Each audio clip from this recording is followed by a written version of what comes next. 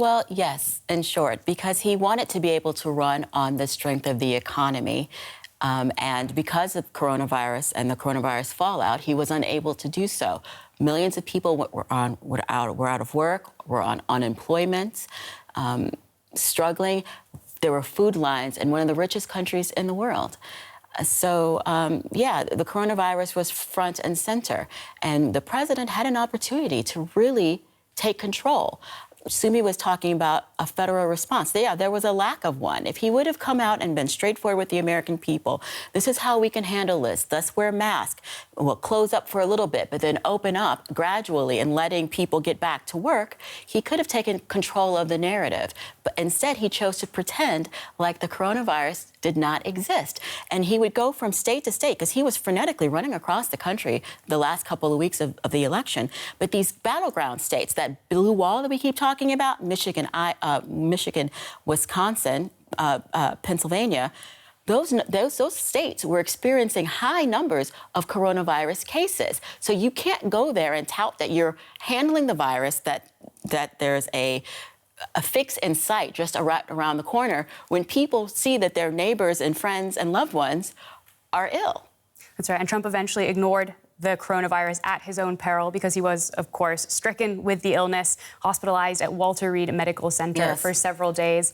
But that didn't really seem to change his mind when he came out of that top medical care, which we should also say is not available to every American citizen. It kind of resembled the socialized medicine that he says that he hates. Yeah. What the treatment that he got. Yeah. Well, that's right. So he came out, hadn't really seemed to change his mind. I mean, do you think, typically, you know, in politics, in countries around the world, not just the United States, presidents don't want to be seen as weak.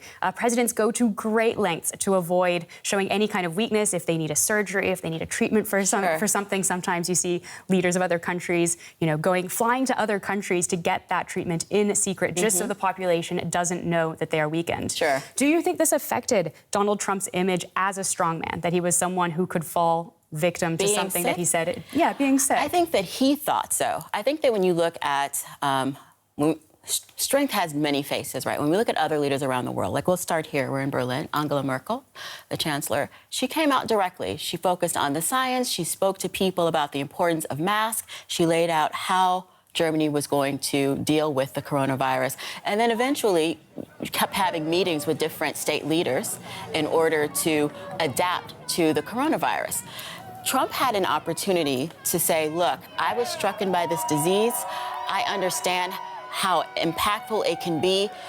It's real. This is what we do now. This is what we do next. And his followers, we know, are devoted. They would have followed him. They would have listened to what he said, but he chose to ignore it. In his mind, being sick was weak. And when he got better, he said, I got better because I'm Superman, and ignored the fact that he was on 2 experimental drugs that most Americans cannot get their hands on.